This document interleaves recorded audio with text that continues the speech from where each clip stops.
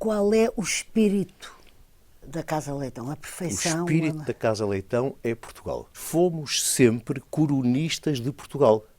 Claro. Porque sempre transformarmos em prata e ouro, que tem o mistério da eternidade, a prata e o ouro são indeléveis, Exatamente. Momentos importantes da nossa história. Havia há 150 anos atrás, havia há 100 anos atrás, e quando eu fui para a Casa Leitão foi nesse tema que eu peguei, porque me mantive fiel a esse princípio da Casa de retratar Portugal naquilo que fazemos. Eu até me lembro que quando foi da Expo, em 1998, vocês fizeram peças, se não estou enganada.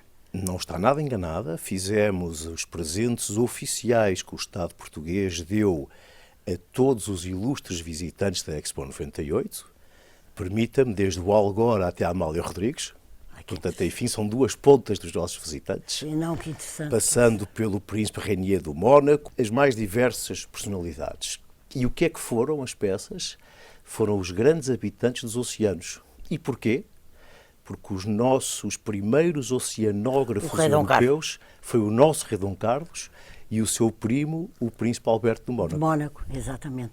A Casa Leitão é conhecida por ser, enfim, por haver encomendas das casas reais, da alta aristocracia portuguesa e europeia, artistas, políticos, os Santos Padres, 3 papas, já lá iremos. Mais do que 3.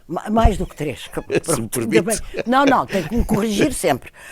Mais do que 3 sumos pontífices, portanto, isso foi o princípio. Foi a primeira, digamos, encomenda real, foi depois de terem recebido esse título, fizeram alguma coisa para... Já tínhamos feito muitas coisas para os reis de Portugal, para o Dom Luís e para o Dom Pedro II no Brasil, e fizemos uma peça muito importante, lá vêm os Santos Padres. O jubileu do Papa Leão XIII. Espero não me enganar no número do leão, sim, mas leão seguramente. Sim, não, Leão XIII, sim. O rei Dom Luís encomendou-nos uma peça. O quê? Um cálice. Sim. O cálice foi feito, foi entregue no Vaticano, e o Papa gostou tanto do cálice do rei de Portugal que disse a missa do jubileu com o cálice que o rei de Portugal tinha dado. O que tem um impacto político, tem um significado na Europa inteira. Na Europa inteira, exatamente. Para o país. Não, claro. E o rei Dom Luís ficou naturalmente muito contente. E nomeou-nos então joalheiros da coroa.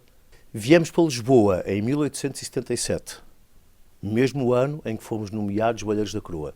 Sim. Porque tínhamos que estar onde estava a corte. Exatamente, claro. 1877. Sim. E para onde?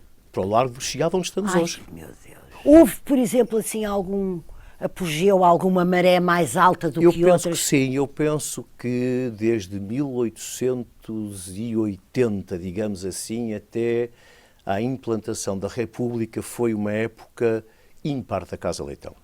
De número de encomendas? De encomendas, de projeção mundial, de aceitação nacional. Não nos sentimos limitados a Portugal, mas gostamos de ser portugueses. Claro. O meu pai estudou em Londres, o meu avô estudou em Paris, portanto absorvia-se tudo isso. Claro. Permanecendo aqui. Aliás, a arte nova entrou em Portugal pela Casa Leitão e pela joalharia e não pela arquitetura, ao contrário de todos os outros países.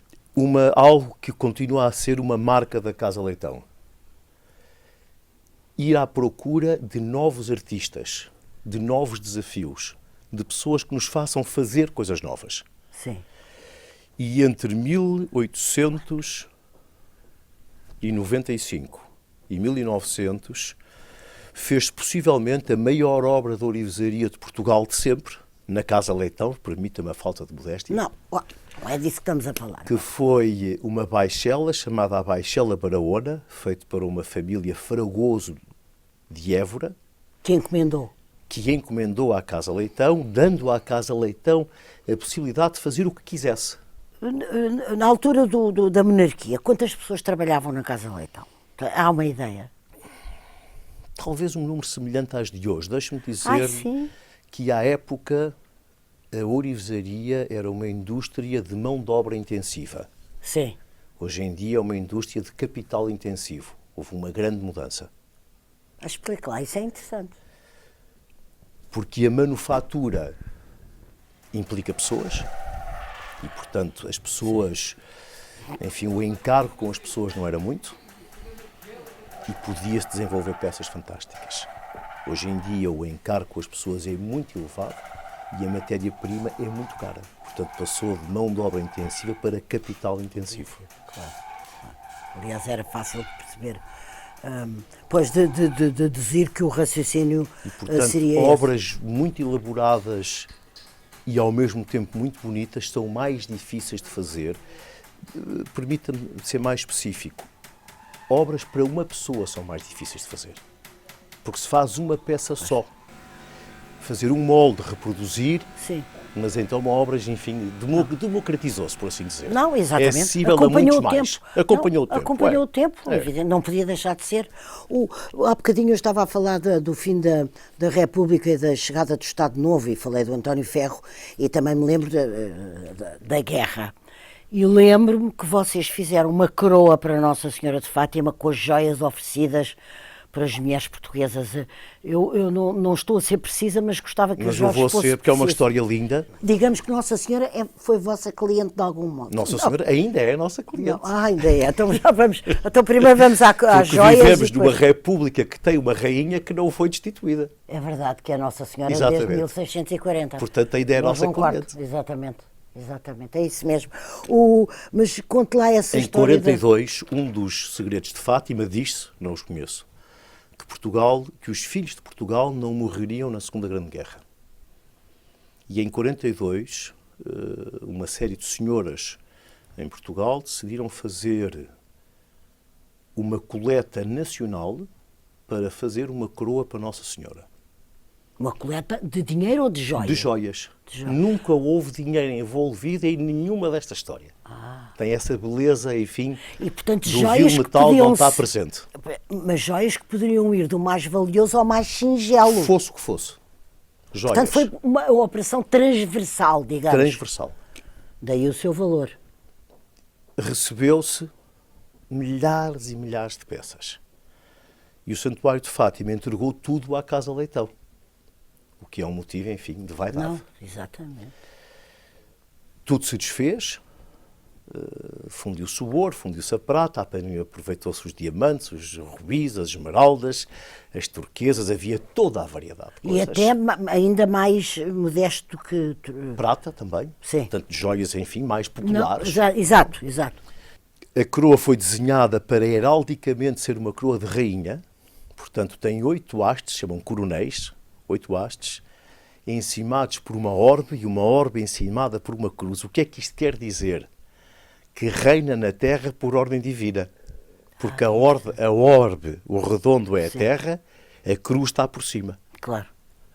E depois o que é que acontece? Uma vez feita a coroa, o que é que... Em 42, é importante precisar esta data, porque em 42 estávamos em plena Segunda Grande Guerra. Exato. Mas já estávamos a agradecer não entrar. Não, pois. E de facto não Não entramos. entramos. Em 46, terminada a Segunda Grande Guerra, o cardeal Masselha, enviado do Papa, veio a Fátima coroar Nossa Senhora com a nossa coroa. E hoje essa coroa onde está? Essa coroa está hoje nos dias 13 de maio a outubro na Nossa Senhora. Em Portugal? Sim, em Portugal. É a coroa que vem na procissão do Adeus. Sim. Sim. É essa coroa. Sim. Nos outros dias está no museu em Fátima.